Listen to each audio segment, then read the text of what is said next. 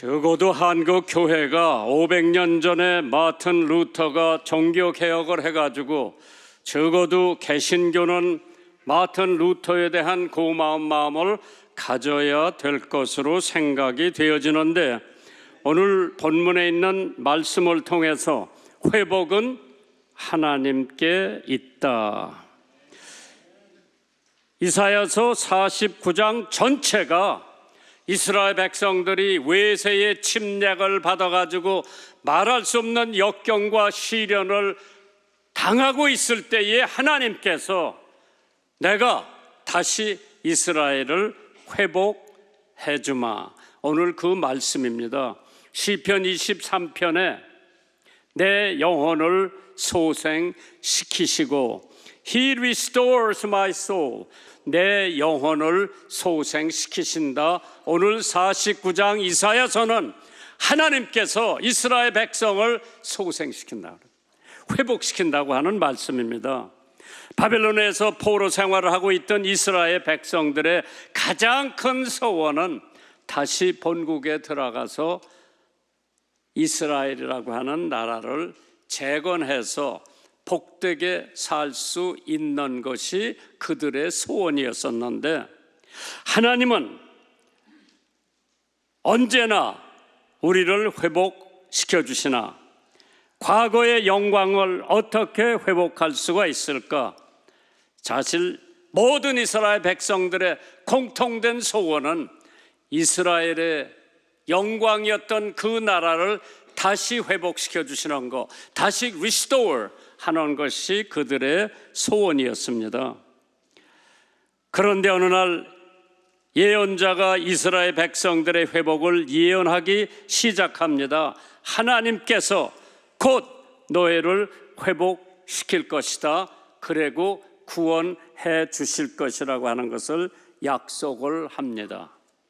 사실 한국 교회가 개혁도 돼야 되지만은 하나님이 원하는 교회로 회복이 돼야 되는 줄 믿으시면 아멘 하시기 바랍니다. 하나님께서 가장 귀한 말씀을 요한복음 3장 16절에 되셨어요. 하나님이 세상을, 하나님이 이스라엘을, 하나님이 한국을, 하나님이 김장환을 이처럼 사랑하사 독생자를 주셨으니 이는 저를 믿는 자마다 멸망치 않고 영생을 얻게 하린다. 이스라엘 백성들이 죄를 범하지 않았으면 회복도 필요 없어요. 그대로 영광스러운 나라로 이어질 텐데 우상 섬겼지요. 금송아지 만들어 놓고 거기다 절했지요. 자식을 불태워서 우상에게 바쳤지요. 이걸 본 하나님께서 안 되겠다 해서 바벨론 같은 나라가 와서 이스라엘 백성들을 포로로 잡아갑니다. 엄청난 고생을 하면서도 깨닫지 못하던 이스라엘 백성들이 이사야 선지자를 통해서 하나님께서 이제 이스라엘을 회복시켜 주신다고 약속하는 말씀이 오늘 본문에 있는 말씀입니다. 시편 119편 165절에 주의 법을 사랑하는 자에게 큰 평안이 있으니 저에게 장애물이 없으리라. 이스라엘가 회복되기 위해서는 장애물을 다 하나님께서 제거해 주신 줄 믿으시기 바랍니다. 그래서 오늘 대지의 첫 번째 보니까 실패는 기회라고 했습니다. 실패를 하면 포기하지 말고 하나님의 기회로 삼고 계속 트라이를 해보세요.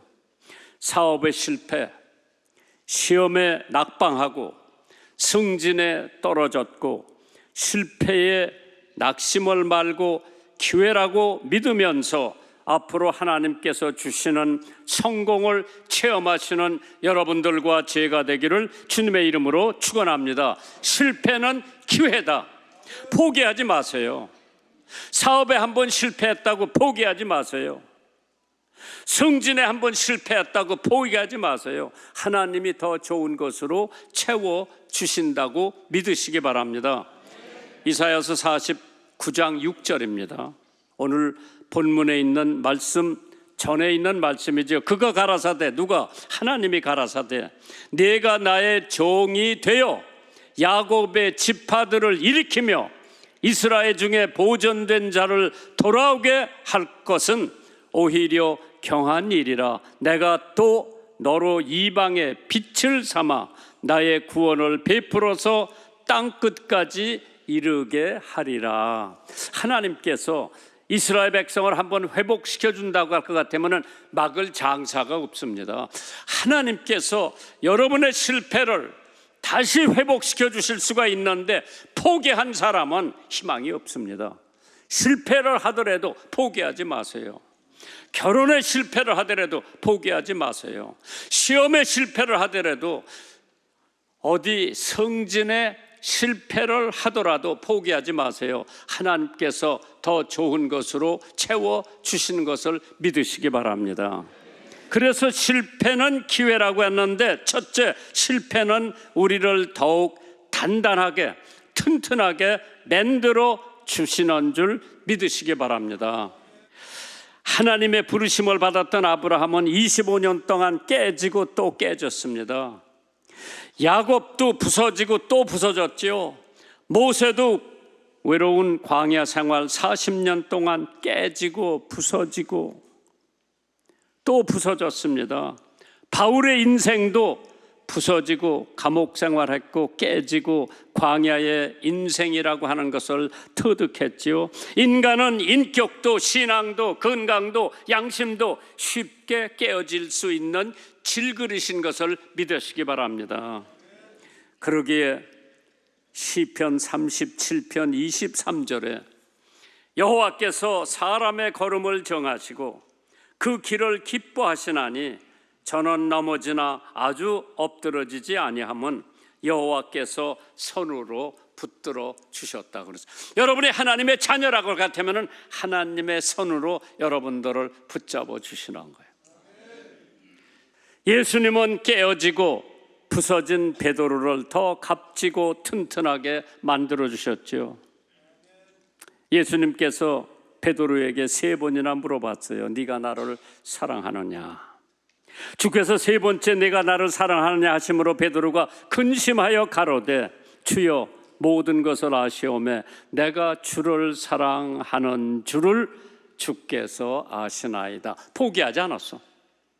우리가 깨어진 그 순간이 하나님께서 회복시키는 시간이라고 믿으시면 됩니다. 예레미야 18장 4절에 진흙으로 만든 그릇이 토기장의 손에서 파상하며 그가 그것으로 자기 의견에 선한 대로 다른 그릇을 만든다고 그랬습니다.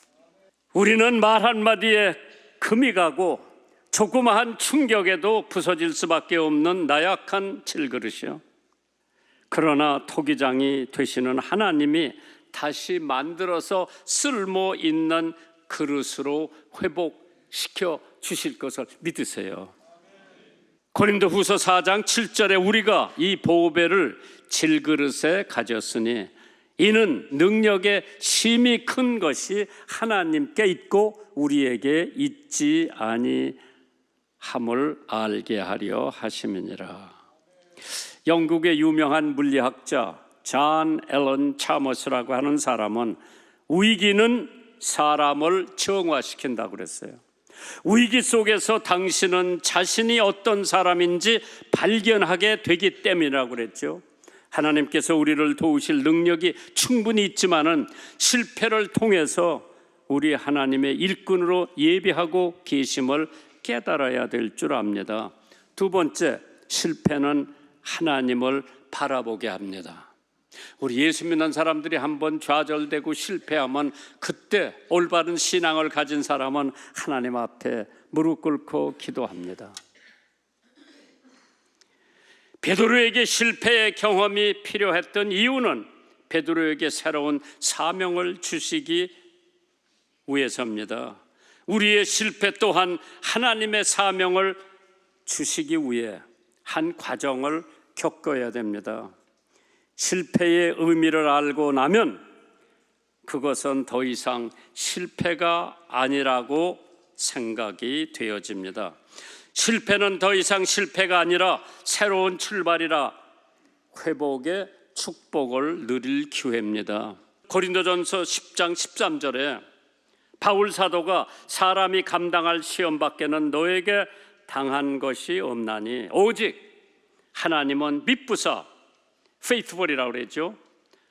너희가 감당치 못할 시험 당한을 허락지 아니하시고 시험을 당할 즈음에 또한 피할 길을 내사 너희로 능히 감당하게 하신다고 그랬어요. 두 번째 대목을 찾아본다면 회복은 하나님께 속해 있다. 사실 오늘 본문 10절이 핵심인 것 같아요. 그들이 줄이거나 목마르지 아니할 것이요. 누가? 이스라엘 백성들이 더위와 볕이 그들을 상하지 아니하리니 이는 그들을 긍휼히 여기는 이가 하나님이 그들을 이끌어 샘물 근원으로 인도할 것임이니라. 참 하나님, 회복은 하나님께 있다고 그랬죠. 그렇기 때문에 하나님께서 우리에게 회복을 시켜주실 텐데 포기하지 않은 사람에게 회복을 시켜주지 이미 포기한 사람은 하나님이 책임을 안 져도 돼요. 하나님께서 인간적인 방법이나 나 스스로 회복하는 것은 헛수고라고 그랬어요. 회복은 하나님에게 속한 거예요. 이런 수고는 무익하며 공연할 필요도 없다고 했어요. 오직 회복은 하나님께서만 할 수 있고 그러므로 하나님이 회복시켜 주셔야 회복이 되는 줄 믿으시기 바랍니다. 이사야서 49장 4절입니다. 그러나 나는 말하기를 내가 헛되이 수고하였으며 무익히 공연히 내 힘을 다하였다 하였도다. 정녕 나의 신원이 여호와께 있고 나의 보응이 나의 하나님께 있느니라. 참된 회복은 하나님과의 바른 관계에서 이루어지는 줄 믿으시기를 주님의 이름으로 축원합니다. 그렇기 때문에 진정한 예배의 회복, 사무엘은 이스라엘 백성들이 하나님의 은혜를 잊지 않고 기억하도록 미스바와 센 사이에 돌을 취해서 에베네셀이라고 하는 것을 새겨놨어. 사무엘상 7장 12절입니다. 사무엘이 돌을 취하여 미스바와 센 사이에 세워 가로되 여호와께서 여기까지 우리를 도우셨다 하고 그 이름을 에베네셀이라고 했더라. 하나님이 도왔어. 에베네셀. 이스라엘 백성이 그 돌을 항상 볼 수가 있게 함으로 하나님의 예배가 다시 회복된 줄 믿으시기 바랍니다. 우리 하나님의 성도들이 하나님의 예배가 회복되기를 바라는 마음 간절합니다. 그래서 이스라엘 백성이 그 돌을 항상 볼 수 있게끔 함으로 하나님의 예배가 다시 회복되는 역사가 일어난 줄 믿으시기 바랍니다. 하나님께 예배하는 그곳에 하나님이 만나주시고 하나님이 영광 나타나시며 거룩함이 회복된다고 해서 예배 보는 가운데, 그래서 오늘 이 개혁주일에 우리가 해야 할 일은 예배가 다시 회복돼야 돼. 예배가 살아야 돼요. 두 번째로 간절한 기도가 회복돼야 돼요. 여러분 요새 기도 생활이 나 어떤지 잘 모르겠어요. 작년보다 올해, 지난주보다 이번 주에, 어제보다 오늘 내 기도가 회복돼야 돼요. 간절한 기도의 모범은 예수님의 모습에서 찾아볼 수가 있죠. 누가복음 22장 44절에 예수께서 힘쓰고 애써 더욱 간절히 기도하시니 땀이 땅에 떨어지는 핏방울 같이 되더라. 얼마나 예수님이 간절히 기도를 했으면 땀방울이 핏방울처럼 땅에 떨어졌다고 했는데 언제 그렇게 기도해 봤어요? 땀방울이 핏방울처럼 떨어지게 기도를 해봤어요? 눈물 콧물 뒤섞여서 흘리면서 하나님 앞에 기도를 붙잡아 보셨어? 어려울 거예요. 세 번째로 여호와를 바라보는 것이 회복돼야 돼요. 오늘 뭘 바라보고 살아요? 자나깨나 우리는 여호와를 바라는 회복이 이루어지길 바랍니다. 이사야서 49장 23절이에요. 열왕은 네 양보가 되며 왕비들은 네 유모가 될 것이며 그들이 얼굴을 땅에 대고 네게 절하고 네 발에 티끌을 핥을 것이니 네가 나를 여호와인 줄 알리라. 나를 바라는 자는 수치를 당하지 아니하리라. 여호와를 바라보는 것이 회복돼야 돼요. 그래야 하나님께서 우리를 회복시켜 준다. 하나님을 바라본다는 것은 하나님이 회복해 주실 것을 믿고 회복을 위하여 하나님께 소망을 두고 하나님께 간구하는 것이라고 그랬죠. 이것이 예배의 회복, 기도의 회복, 하나님을 바라보는데 회복이 가능하다고 생각이 되어집니다. 20세기의 기적으로 알려진 헬렌 켈러, 독소의 양에 있어서도 뛰어난 인물이었습니다. 나에게 잃어버린 세계를 되찾게 한 것은 책의 힘입니다. 그 중에서도 내가 가장 애독하는 것은 성경이었습니다. 나는 어린 시절부터 언제나 용기와 기쁨을 얻기 위해 성경을 읽었습니다. 하도 많이 읽어서 점자 성경이 어떤 곳에는 손가락 끝에 의해 닳았고 무너졌고 나갈 정도였습니다. 그만큼 성경은 나의 생애의 가르침이 되고 우연이 되었습니다. 삼중고를 짊어진 나에게 불굴의 정신을 갖게 한 것은 오직 성경입니다. 나는 성경을 읽을 적마다 기력을 회복하고 포부를 확대해 나갔습니다. 헬렌 켈러의 고백이에요. 시편 62편 5절에 나의 영혼아 잠잠히 하나님만 바라라. 대저 나의 소망이 저로 쫓아나는도다. 오직 저만 나의 반석이시오 나의 구원이시오 나의 산성이시니 내가 요동치 아니하리라. 세 번째 대지는 회복의 축복이 있습니다. 이사야서 49장 7절이죠.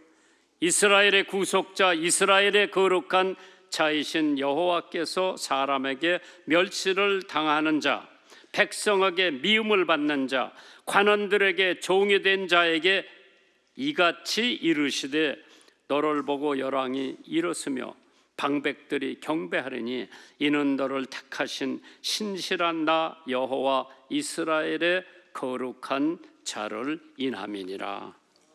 회복의 때에 어떠한 축복이 있겠는가? 참 여호와께서 은혜의 때에 내가 내게 응답하겠고 구원의 날에 내가 너를 도왔도다. 내가 장차 너를 보호하여 너로 백성의 언약을 삼으며 나라를 일으켜 그들로 그 황무했던 땅을 기업으로 상속하게 하리라. 은혜의 때 하나님께서 기도 응답하셨고 구원의 날에 하나님께서 도와주셨고 회복의 날에 나라를 일으켜 황무지를 옥토로 만들어 주셨다. 이게 회복이에요. 회복의 확신은 어떻게 가질 수 있는가? 이사야서 49장 15절 16절에 나옵니다. 여인이 어찌 그 젖먹이는 자식을 잊겠으며 자기 태에서 난 아들을 긍휼히 여기지 않겠느냐? 그들은 혹시 잊을지라도 나는 너를 잊지 아니할 것이라. 내가 너를 내 손바닥에 새겼다고 그랬어요. 손바닥에 그냥 써놓은 게 아니라 손바닥에 새겼다고 그랬어요. 도장을 생 것처럼 손바닥에 새겼다고 그러죠. 아리스토텔레스 철학자는 모성은 피 흘린 사랑이기 때문에 부성보다 강하다고 그랬어요.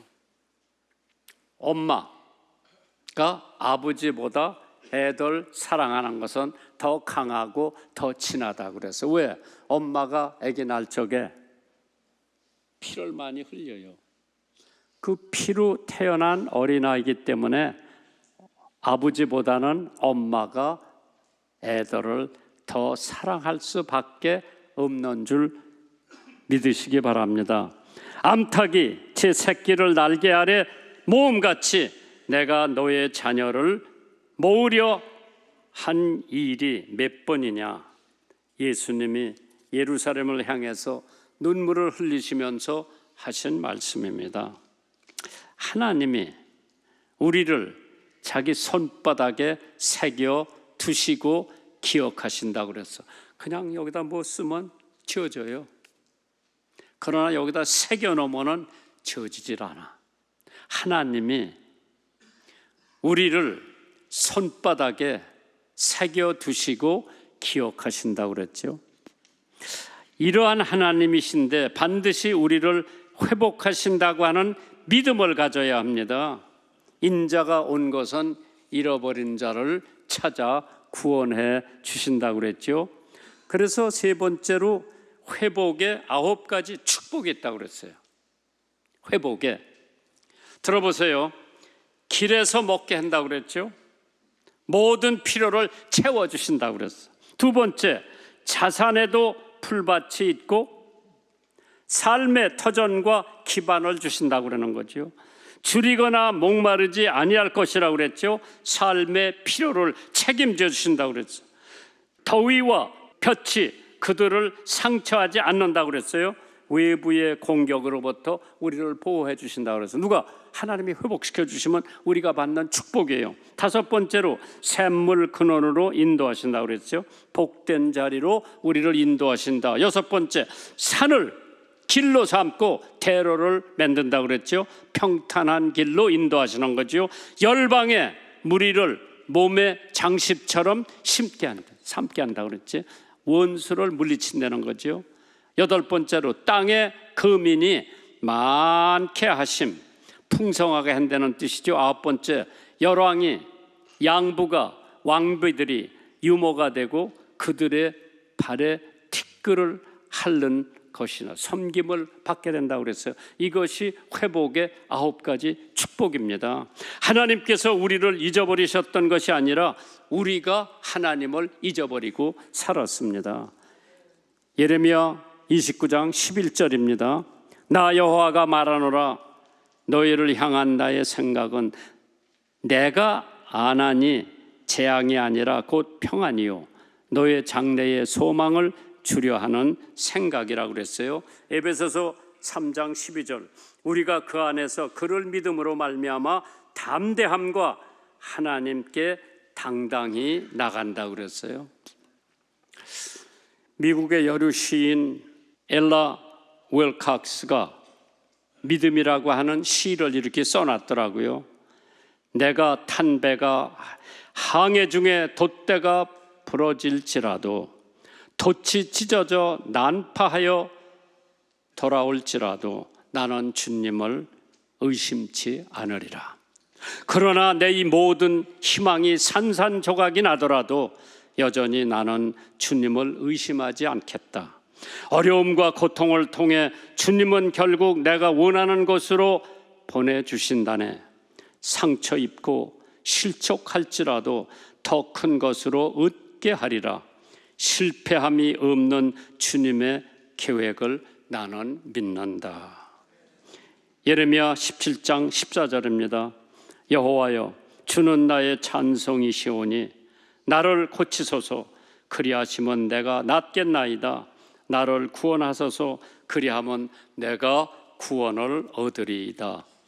회복은 하나님께 있으니까 오늘서부터 여러분은 예배나 기도나 하나님 바라보는 것이 회복되기를 주님의 이름으로 축원합니다.